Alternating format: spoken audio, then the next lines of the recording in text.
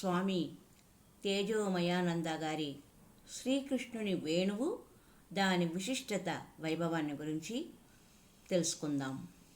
సంగీత వాయిద్యాలు అన్నింటిలోనూ ఈ వేణువు అత్యంత ప్రకృతి సహజమైనది, వెదురుతో తయారైనది.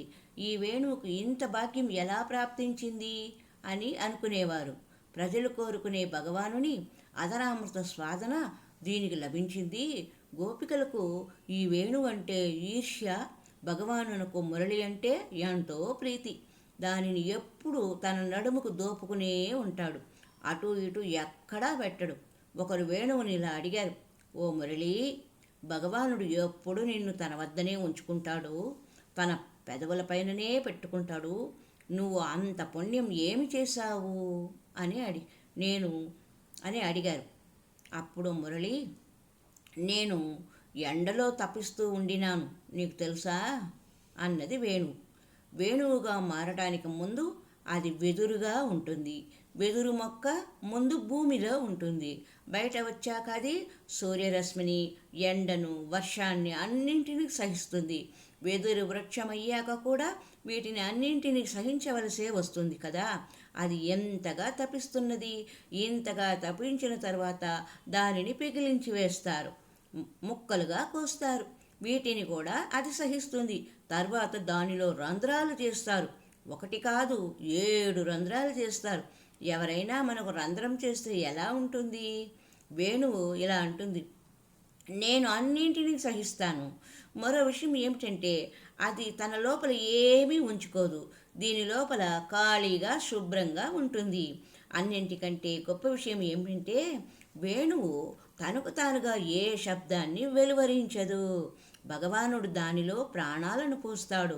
అప్పుడది భగవానుడు ఎలా కావాలంటే అలాంటి శబ్దాలనే వెలువరిస్తుంది. స్వతంత్రంగా ఒక కొత్త స్వరాన్ని కూడా వెలువరించదు. భగవానునకు తనను తాను సంపూర్ణంగా సమర్పించుకుంటుంది వేణువు. మనం కూడా మనలను అలాగే తయారు చేసుకోవాలి.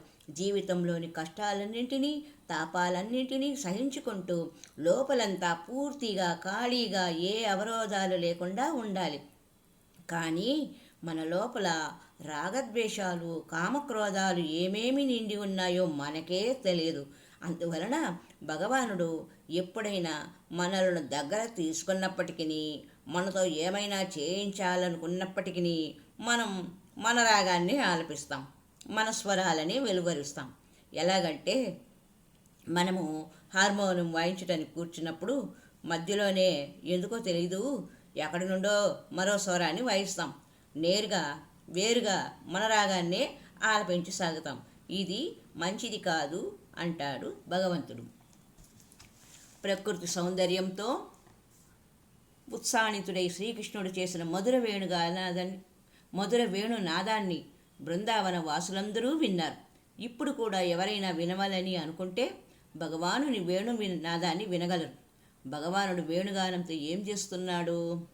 మనలను ఆయన వద్దకు పిలుస్తున్నాడు.